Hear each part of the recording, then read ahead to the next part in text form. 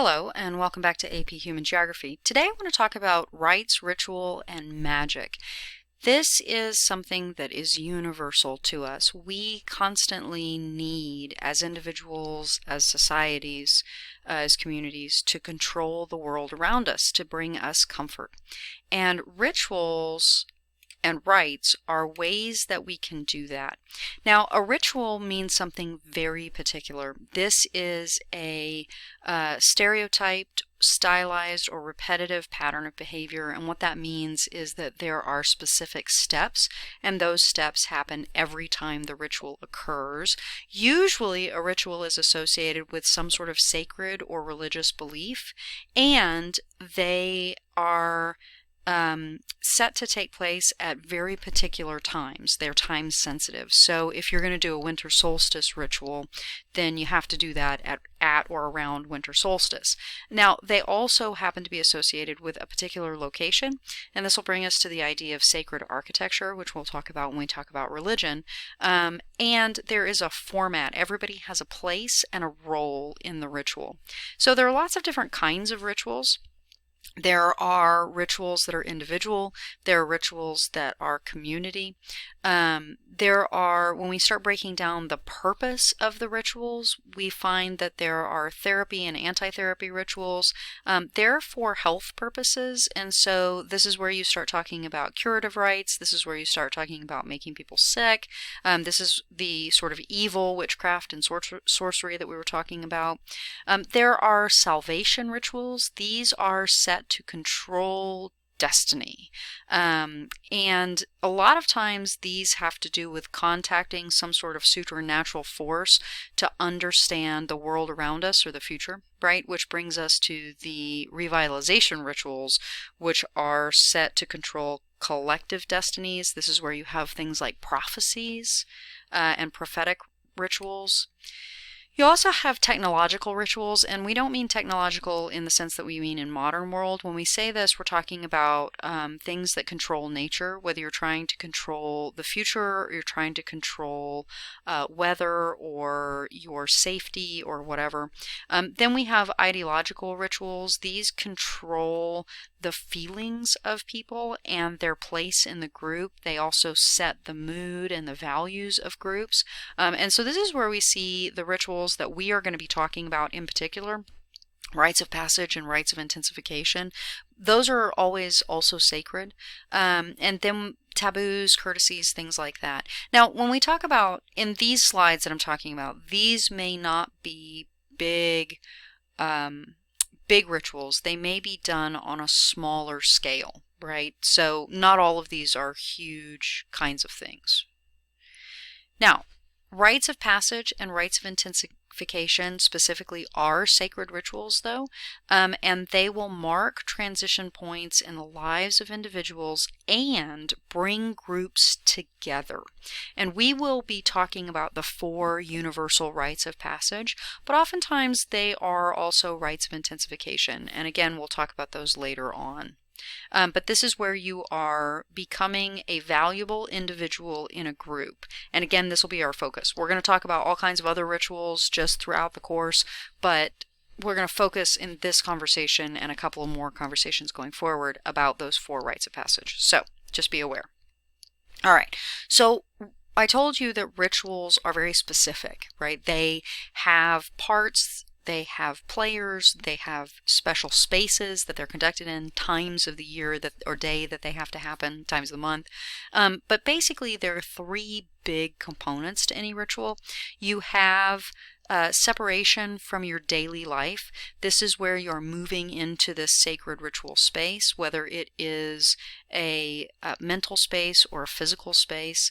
You have liminality, which is the metamorphosis. This is the point of the ritual. This is the mystical action that moves you from one state to the next. And in the case of the rites of passage, for instance, it could be from childhood to adulthood, right? From if you're talking about just a regular ritual for protection, right? It's from unprotected, unsafe to protected or safe. So this is where you have this change of state. Then you have to return to your group. You have to be reincorporated. You reemerge as this new thing, and then you are reincorporated in your new sort of iteration into the group, right? So why does anybody do any of this? This seems very hard, although we enjoy rituals a lot, not always, but this is a big part of every single culture, right? Every culture has lots of different rituals. Individuals have lots of different rituals. So what is the point, right? Basically, when we talk about ritual, oftentimes we are talking about religious views, and these things help control all of the social interactions. So the social function is that you have social control, right? Everyone knows what is right and wrong and how to behave within the group so that the group operates smoothly. And as with any group, sometimes there are conflicts. These rituals and religion in general helps with conflict resolution, which reduces stress and frustration, and it diffuses anger, because anger leads to hostility. Hostility leads to oftentimes physical violence, and you don't want to have that in a good working community, right? You want to have solidarity, and you want to have a set understanding of who is in charge, right? And how that works and what routes people have in case something has gone wrong, right? And so if you have a set of rules that everyone agrees on, then this works out really well, right? And when it doesn't work, then the potential outcome is always conflict. Now, there are psychological functions for individuals and for the community, right? Comfort, right? Understanding that there is something greater than ourselves or being part of something else is comforting, and it helps us explain things that we don't understand. Why did this happen? What should I do now? What is my place in the world? And it gives meaning to things that we can't logically explain.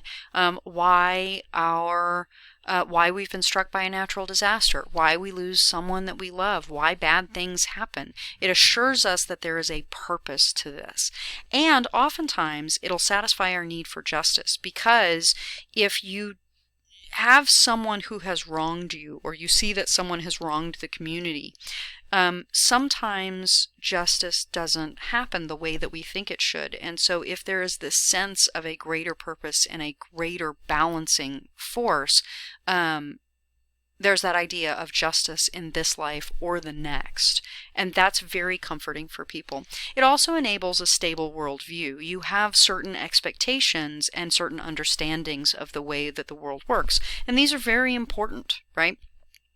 Also helps people cope with anxiety and stress, right? There's the idea that you can be absolved of feelings of shame and guilt.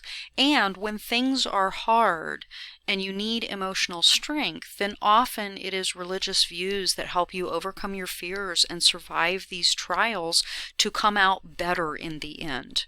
And this works for community as well. It's not just on an individual level, it's also on a community level. Now, this brings us to the universal rites of passage.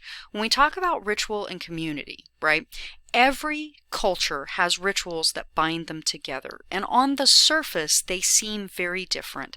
They have different foods, languages, music, gods, clothes, geographies, spaces, leaders. All of these things are different. But when you dig deeper and you look below the surface, most societies share commonalities to all of these things, and philosophers call these the cultural structures, and every culture is built on these basic cultural structures. And one of those commonalities in these cultural structures is the 4 universal rites of passage. There is no culture that does not celebrate these 4 rites of passage. Every culture celebrates birth, when you enter life; coming of age, when you shift from childhood to adulthood and you enter the adult community; marriage or partnership, you enter life with some partner who will then, in most cultures, help you raise children. and then everyone dies. You enter into an afterlife with the belief. Almost every culture has a belief in some sort of rebirth, whether it is into another life, into another plane, another existence, whatever, right? There's this idea of rebirth, and we'll talk about all four of these at some point. But in essence, every culture believes that we symbolically die and are reborn at least 4 times. In some cases, it's more than that, but there are 4 basic births, deaths and rebirths. And so when we compare all of these rites, right, it really suggests that this is something that we are kind of hardwired for, that we have these archetypal structures and these same underlying patterns and procedures, and they are universal. And today I want to talk to you a little bit about the first one, and that is birth. We enter the world.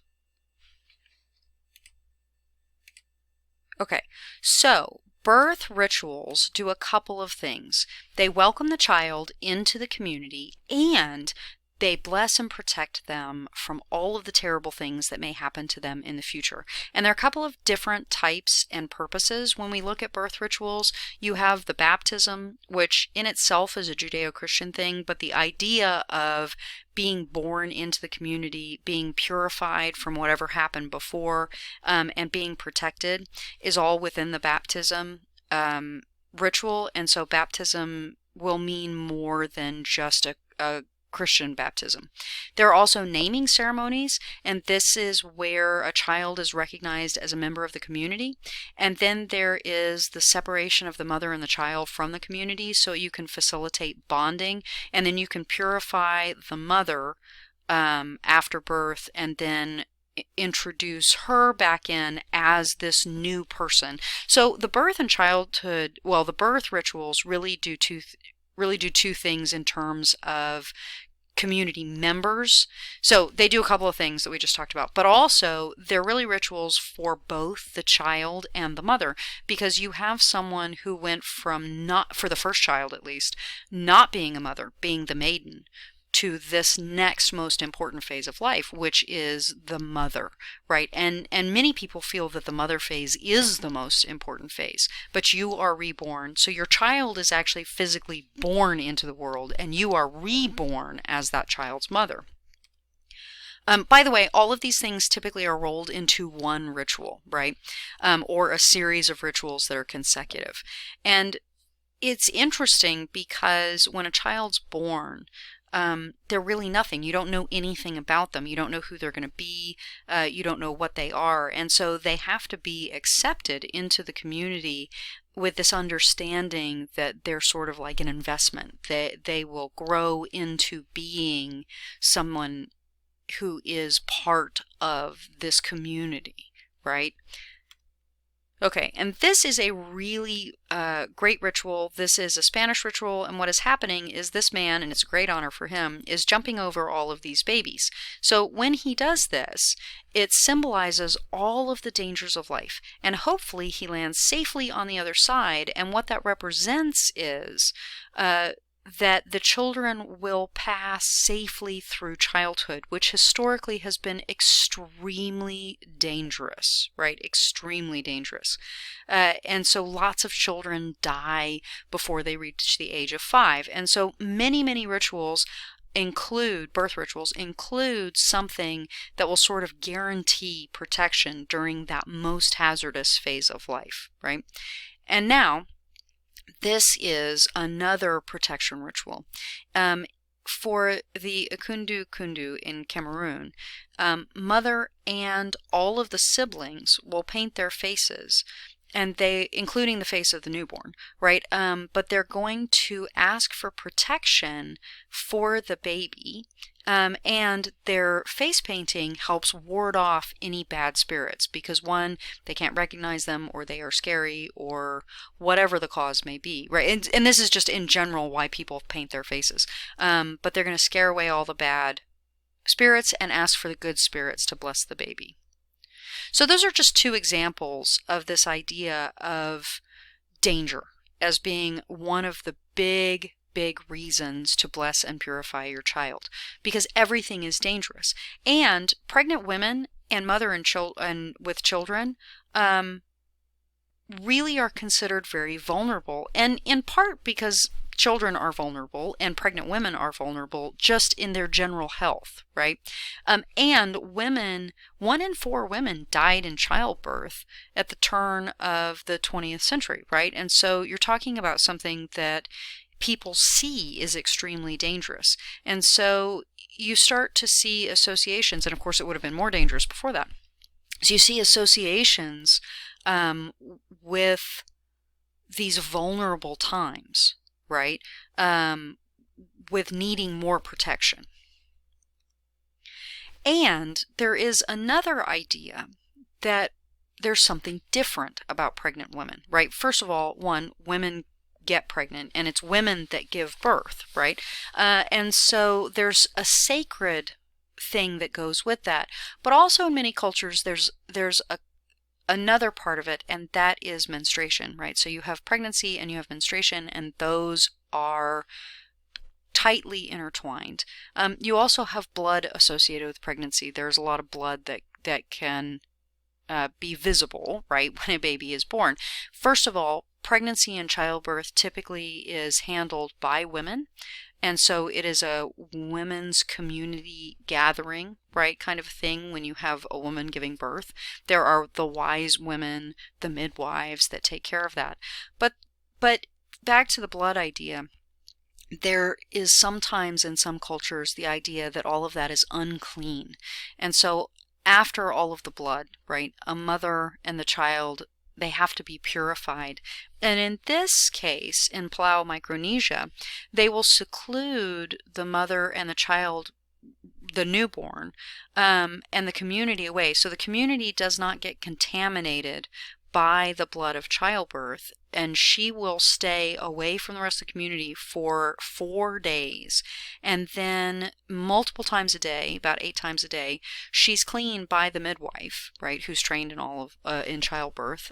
In terms of trained in the community, this is knowledge that's passed down from one midwife to the next. She's cleaned with coconut oil, and then after the last bath, she will actually be reintegrated into the society. But this ritual bathing is really important. And it helps make her able to be accepted back into the community. And so now she comes fresh and new with her newborn child. And there are lots of cultures that have ritual bathing for all kinds of reasons, actually. Okay, and then in this case, we have some Northern Australian Aboriginals. And remember, there are multiple Aboriginal tribes. There's like 40 plus. In this particular tribe, you'll notice that they're holding this baby over this burning herbs, right? And so what's happening here, this is a smoking ceremony or a smudging ceremony. And so they're taking branches, and in this case, this happens to be the conkerberry bush, and they'll light a fire, and they will put water on the fire so that it smokes. And this is an interesting thing too, because when you look at the smoke, obviously they're not trying to hurt the baby, but what they want is for the smoke to carry all of the prayers and any impurities from the baby away, right? So the prayers need to go up to heaven, and then the impurities need to be pulled away from the baby and then sent off on the winds to be moved away from the tribe. But what's interesting about these two rituals is if you notice in the ritual before in Micronesia, which is rainforest and very enclosed, the mother, is enclosed in this dark, small hut area, and she's kept in there. Well, the canopy of the trees are going to form dark, small areas. But out here in Northern Australia, you have wide open spaces.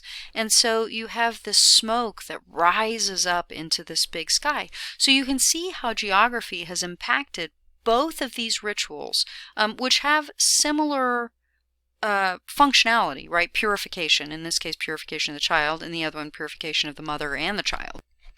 You can also see that we're dealing with different elements as well, right? In the first case, you have the gift from the trees, the coconut oil that is used for purification. In this case, you have the smoke, the air, right? And so again, this does reflect the geography. But purification oftentimes is associated also with water. In this case, you have a baptism with water from the River Jordan in Jericho, which is in Israel. And water is a big deal. Most cultures have some association with water, obviously, because water is life. If you don't drink water, you will die within about 3 days. And cultures that are close to water do often involve water. Most cultures, I mean, if you think about now, 80% of cities basically are within a, I can't remember the distance. I'm so sorry. This is terrible. But 80% of people really live near a body of water of some sort. And most cities have always been near rivers. I mean, even Dallas is on the Trinity River, and it was built on the Trinity River. They moved the Trinity River later, but it was built here, and people have been here for thousands of years. So water's a big deal. Water is often a symbolic passageway between life and death, in part, like I said, because we need water to survive, but also children live in a watery environment. Think about amniotic fluid. So when a child is born, the breaking of the waters is the sac breaking, the amniotic sac, and all of the fluid that the baby's in comes gushing out.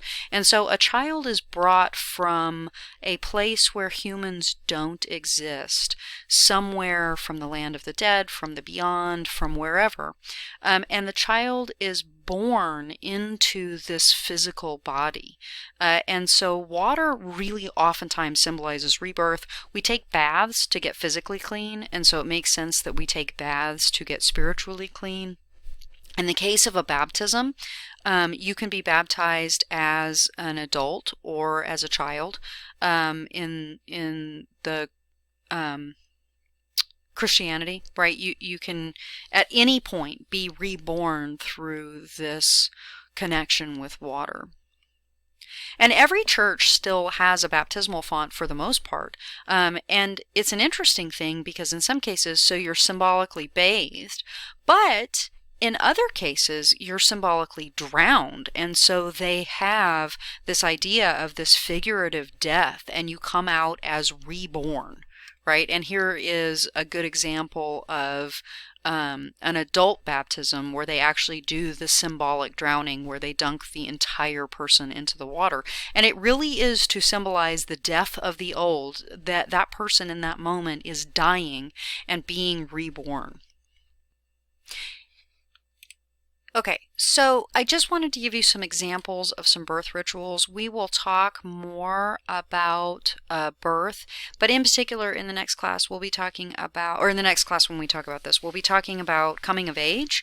But I did want to just mention a couple of other ceremonies, and that is the naming ceremony. In the Christian tradition, when you are baptized, you are also named, but some cultures will actually separate those two. You may be purified and invited into the community when you're first born, and you receive a name, but it's not your real name. And so in some cultures, it may be a year or two later before you're actually integrated as an official member of the society. And this name that's not your real name oftentimes is called a milk name. And this is because the first year in particular of childhood is extremely difficult. And babies, like I said earlier, oftentimes die, right? And so you have high infant mortality rates historically, and now in the developing world, you also still see high infant mortality rates in lots of places. And so you don't want to give somebody a real community member name until you're fairly certain they're going to survive, right? They have a better chance of survival. And so oftentimes for the first year of life, babies don't have names. And again, they just have like nicknames, and then they get their real name once they've survived that first year or two. And those are like naming ceremonies. And so a purification birth ritual can be separate from the naming ritual, or they can occur at the same time. I just want to really clarify that. Okay, so that's it for rituals in general and the first rite of passage we're going to talk about, which is birth. And if you have any questions, please ask me in class, and I will see you next time. Thanks for listening.